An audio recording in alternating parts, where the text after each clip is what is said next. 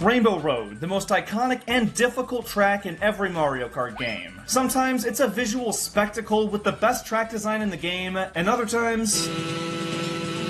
That's why today we're looking at every iteration of Rainbow Road and ranking them from worthless to elite. Super Mario Kart isn't exactly known for having the best track design. Obviously, it's on the weakest hardware of any of these games, so there wasn't as much they could do, but that doesn't make the selection any less lackluster. On the bright side though, Rainbow Road does highlight the lineup, offering the most unique aesthetic and interesting layout. It was a different time. It does hold up as one of the most challenging though. The game's clunky controls mixed with no guardrails, thin roads, and thwomps, there's a learning curve for sure. Compared to other tracks in this game, it's peak, and maybe it's not fair to hold to the same standard as the newer ones, but even when it's brought back and remade, it doesn't hold a candle to these others. Worthless, or just okay.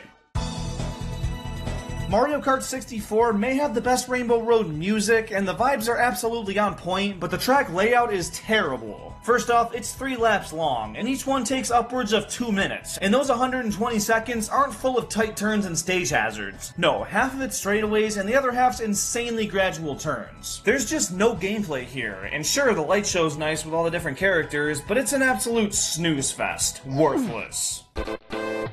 Super Circuit's at a disadvantage in terms of hardware, but it certainly makes the most of it. It somehow looks the best so far, and little details like the Bowser Castle in the background and the tiny stars that fall onto the track go a long way in building the atmosphere. It also goes back to being incredibly tough, with the abundance of really nice feeling turns, boost panels, and jumps, which makes it feel fast-paced through and through, and it definitely keeps you on your toes. Overall, it's somehow the best one yet, but compared to some later iterations, it's not quite peak, so mid-tier feels right. Double Dash's Rainbow Road captures the same atmosphere as the N64 version, but does basically everything better. The road's wavier and has a glossy texture, the music works in similar melodies that sound amazing, there's way more boost pads to up the speed, and the character light show was replaced with these 3D rainbowy items, which fits the namesake much better. The world building was also vastly improved. You can see a city way down below, the starry night sky is beautiful, and the spectacle moment where you're launched up to the top gives you a second to take it all in and realize the full scale of this track. This feels way more like a grand finale than any of the previous versions, and it ups the difficulty once again with some super tight turns and plenty of places to fall off. It outdoes all the previous Rainbow Roads, but it's gonna keep going up from here, so it's gotta be on the same tier as Super Circuit. Mario Kart DS's take on the colorful street feels pretty similar to the previous two, but has one major innovation to make it stand out: the first zero-gravity segment. Kinda. It's not like Mario Kart 8's or anything, but it does feature 2 loop-de-loops that let you drive upside down for a brief moment and give you a whole new perspective of the track. And it's the only course in the game to do this, so it makes it feel extra special. Outside of that though, it's a pretty run-of-the-mill Rainbow Road. It looks like a watered-down version of Double Dash's and plays pretty similar too, so I'll place it in the same tier.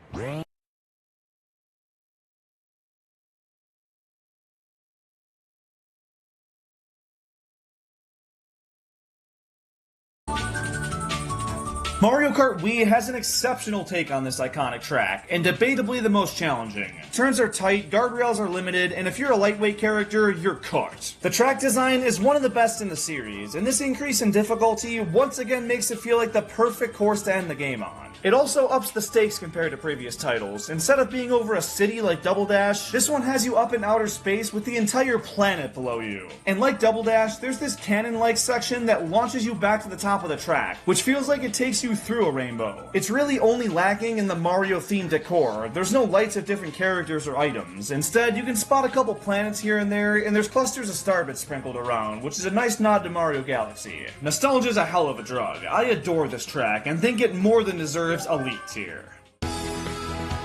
Mario Kart 7's Rainbow Road is considered by many to be the best of the best. What do I think? Well, that assessment's pretty spot on. It shakes up the formula more so than any other game, making the generic Rainbow Road into a full-on adventure through space. All 3 laps are completely distinct, and it allows the race to cover so much more ground. You're gliding through the stars, boosting on the rings of Saturn, and tricking off moon craters. It's sick. The only real downside is the lack of shortcuts. There's one at the very end of the race on the original Mario Kart 7 version, which feels pretty great to pull off, but they cut it from the 8 Deluxe remake, and it leaves the track without a single shortcut, which certainly hurts the replay value. Still, it feels great to play, even if it's a bit easier than I'd like, and there's no tier besides Elite to lock it into.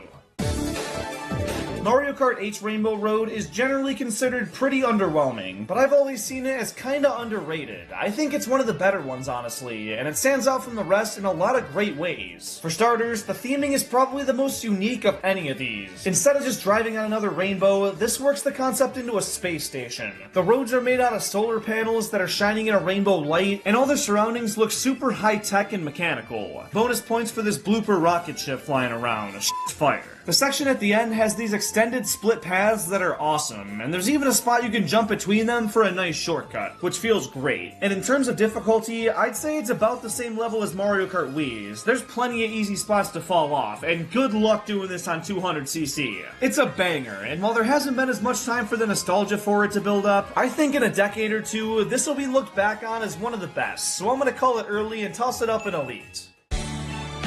I'm gonna try my best to put recency bias to the side when I talk about Mario Kart World's Rainbow Road, but oh my god is it good. I know I shouldn't give visuals too much weight, but guys, this looks gorgeous. The tiles along the road look like gems, and they shimmer in all different vivid colors that make for literal eye candy. The road itself is easily the nicest to look at, and in terms of layout, it follows in Mario Kart 7's footsteps in making each lap different, and goes the extra mile to add a fourth lap. The first one starts out pretty normal feeling, but after it transitions to the second, you glide over these clouds to reveal a complete 180 tone. This chill, crystal cavern feeling section that takes you along a floating river. It's a vibe and a half. And once you get back onto the Rainbow Road itself, it's sporting a cooler color scheme, you see a flying train to reference the N64 version, and the paths split again to let you hop between them. And then there's another surprise in store with a space station that appears from beyond the clouds and has this nice looking thwomp section, and that once again gets topped when you start gliding to a heart-shaped cluster of rainbowy goodness. It constantly finds the need to keep one-upping itself and surprising the player in fun ways, which makes it a treat to play, so of course I'm capping things off with one last Elite tier.